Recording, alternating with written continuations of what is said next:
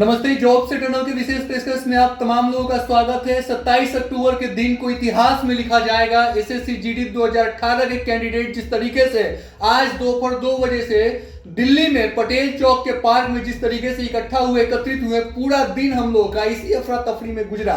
हमारे cameraman, reporter, हम लोगों की पैनी नजर रही। पूरा दिन आज हमारा भी एसएससी जीडी के कैंडिडेट के साथ रहा। इतिहास इस बात को याद रखेगा कि जब उनकी आवाज को कोई नहीं सुन रहा था तो कुछ ऐसे पत्रकार थे जो अपने और काम और न्यूज और बुलेटिन और कीमती समय को और कामों से छोड़कर सिर्फ और सिर्फ आपके लिए, आपके हक के लिए, आपके स्वाभिमान की लड़ाई में, आपके जीत के लिए आपकी भागीदारी पेश कर रहे थे।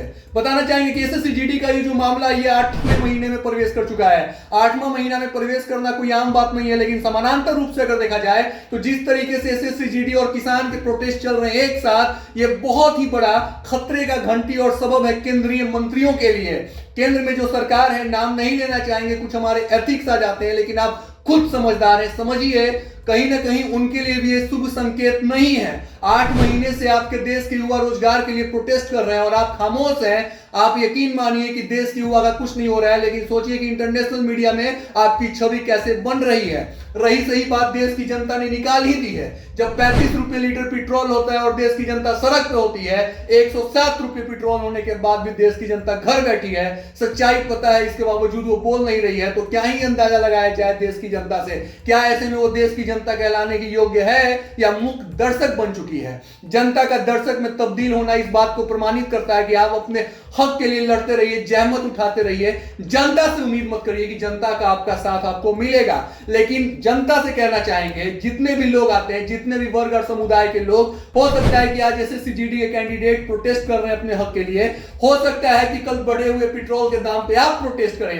हो सकता है कि जितने भी कॉन्ट्रैक्ट पे शिक्षकों की बहाली हुई है हिंदुस्तान के विभिन्न अलग अलग विश्वविद्यालय में, वो प्रोटेस्ट करें। हो सकता है कि एसबीआई के बैंक कर्मी प्रोटेस्ट करें। हो सकता है कि और अलग अलग सेक्टर के लोग प्रोटेस्ट करें, लेकिन उनका प्रोटेस्ट ठंडा और फीका दिखता है क्योंकि उनके सामने एक समुदाय का तमगा लग जाता है। अगर ध्यान से देखा जाए तो ये तमाम समुदाय एक जनमत से ताल्लुकात रखते हैं और इन्हीं को जनता कहा जाता है। तो ये जनता के विभाजित हुए श्रेणी और वर्ग को समझिए कि जब तक आप अखंडित रहेंगे, अलग रहेंगे, कुछ होने वाला नहीं है। दोबारा से इस बात को रिपीट कर रहा हूं, कुछ होने वाला नहीं है। आप इस तरीके से आंदोलन जारी रखिए। हम तो हैं ही कि पूरा दिन बिना खाए बिना पिए आपके पीछे लगे रहते हैं आपकी खबर को दिखलाने के लिए। हम जानते हैं कि हम इस देश में बदलाव नहीं ला सकते हैं। ये जानने के बावजूद भी अगर हम डटे हुए हैं तो सिर्फ इसी उम्मीद के साथ कि हमें जरूरत नहीं है देश में बदलाव लाने की। कम से कम जहां हम खड़े हैं हमारे आसपास में इंजोरा हो, तो हम तो उस इंजोरा को कर रहे हैं। अब देखना दिलचस्प होगा कि आपके तरफ से क्या प्रतिक्रियाएं मिलती हैं। कार्यक्रम अच्छा लगे तो इसे लाइक शेयर सब्सक्राइब जरूर करिए। धन्यवाद।